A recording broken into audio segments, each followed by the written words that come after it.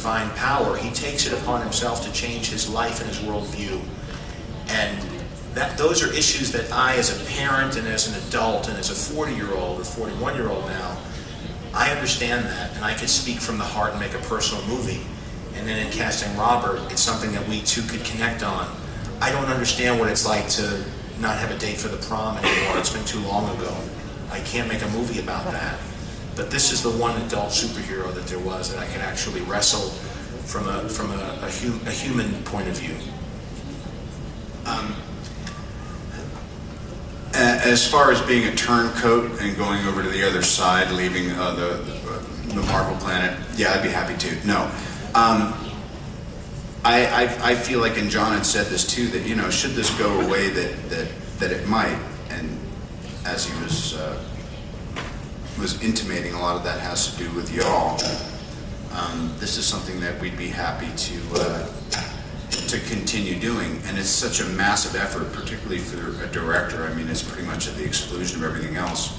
By the time John was finally far along enough in post that he could actually go do a few weeks with Vince Vaughn on this big comedy down the road, I'm calling him in the trailer and he's going, "Oh my God, it's so great. I go on set, I tell a couple jokes, they give me a bunch of money. God, I forgot what it's like to just, you know, not be completely consumed by having to direct such a big moving picture." So to me, it's like, I'm here today and we're talking and I'm seeing this big floating Iron Man thing and the prints and advertising stuff looking so good. So it's really hard for me to think past this. I know that this is a real great comfort zone for me, and if we could stay in this, I just feel like creatively it's pretty it's been pretty unmatched in my career. So I'm stoked. Pregunta 8, por favor. Sandra Gutiérrez, de Entertainment SG. Bueno, tengo yo dos preguntas, una es para Jon y la segunda es para Robert. La primera es, ¿crees que Iron Man sea el héroe que necesitamos para combatir el terrorismo y que haga que la gente cambie su forma de ver el mundo en general? ¿Y crees que Iron Man es el héroe que esperábamos hoy en día? Y Robert, ¿tú crees que tú eres el héroe que representa a Iron Man? I don't know. Honestly, it's a wonderful question. It's the good and bad part about me being here for the first time and never having fielded these questions is each one of them hits me as a surprise. Do I think that he's the guy that we need to fight terrorism? I think that's overly simplistic, unfortunately. I think that the problems that we have with terrorism are related to how we deal with it now and how we deal with what's coming 10 years from now. And I don't mean through force. I mean through the way we view the world. I'm talking as an American now. As an American who loves my country, I'm not apologizing for the country. I think that we make mistakes, though. I think we're a young country still. And I think we change, and part of the good thing about the way our system works is that we have different types of leaders based on what the people want, and people want different things at different times. I think that the one thing that does make him the type of hero that could deal with the problems that we face today is the fact that he is somebody who is awoken and who thinks for himself, and somebody who isn't afraid of what is coming, and somebody who's willing to deal with it and take responsibility himself and not just fall in line with the way things always have been done.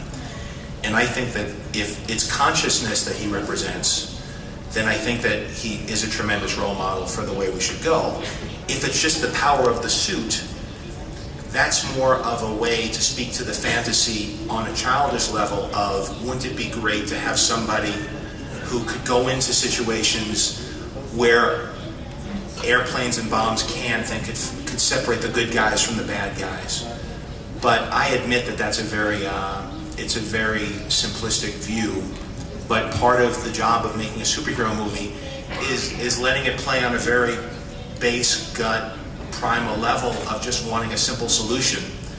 But I think that the larger issue that we deal with that I'm more proud of is a guy who decides to think for himself and who decides to make his own decisions and not be coerced through habit or other people into doing something. I remember when Buffett and Gates, and all of a sudden there was all this money put together and for some philanthropic end, I'm not sure what the details are. And I thought, wow, that's kind of a big deal. And what if these kinds of epiphanies or whatever, or this amount of resources or technology or just some of the super billionaires / geniuses of the world suddenly said, you know what, why don't we get out of the game for our own selfish ends and get out of our comfort zone and start really being of service. It's really idealistic. And again, it gets more complicated the more you think about it. There was a point where John stopped and he said, wait a minute, Tony is suiting up and going on missions without approval from anyone else. As an American, he said he could be considered a terrorist. And that question was going to be raised by Rhodey at some point or whatever. And yet, speaking of our young country, I'm sure that, those men who threw all that tea into the harbor in Boston were probably considered terrorists by their mother country. So, again, that's the funny thing is, clearly people take these movies seriously on a certain level because there's a moral psychology to making anything that's going to be out in the marketplace and what it represents. But hopefully the best thing is it's cause for introspection. I'm not trying to answer any questions. Muy bien, la última pregunta, por favor. Primero, ¿cuál es la parte más divertida de ser un superhéroe? Y después, los dos me pueden platicar un poco sobre el traje, cómo fue crearlo, diseñarlo, cuáles fueron las partes más difíciles y también cómo es usarlo durante el rodaje. Well, it's a lot easier to design than to wear, I'll tell you that. I wanted the effects to look as real as possible. I'm not a fan of people using too much computer graphics because I think it starts to feel like a cartoon or a video game.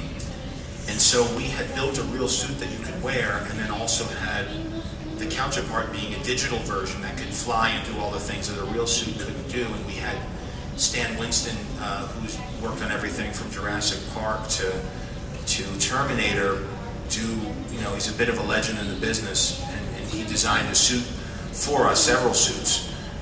The first one, the Mark I, most of what you see was that suit, but Iron Man had to be a little bit more flexible in the Mark III, and so a lot of that's digital.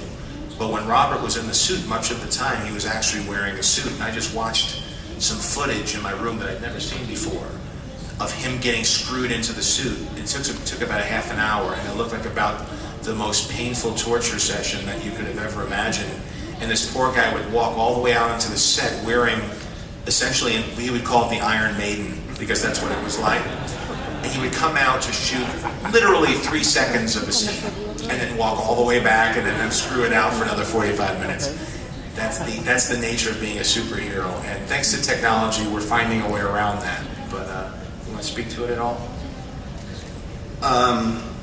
Yeah, I mean, because here's the thing, and there'd be times where it was open season, and there was a lot of seeming script discussions or story points or just the ins and outs of the day that was more like therapy sessions between me and my big brother, who I happened to be older than, where it's like, God, dude, I'm wearing this suit, look at the stuntman out here, the stuntman's laid out, they'd be like rotating through different guys, and I'd say, God damn it, why don't you just put a tracker? Wouldn't spend so much, I mean, you just didn't want to spend the money. And then he was like, actually, that suit that you're wearing and the three of them cost more money to do than if we just done it digitally. And that kind of put me back in the perspective of realizing that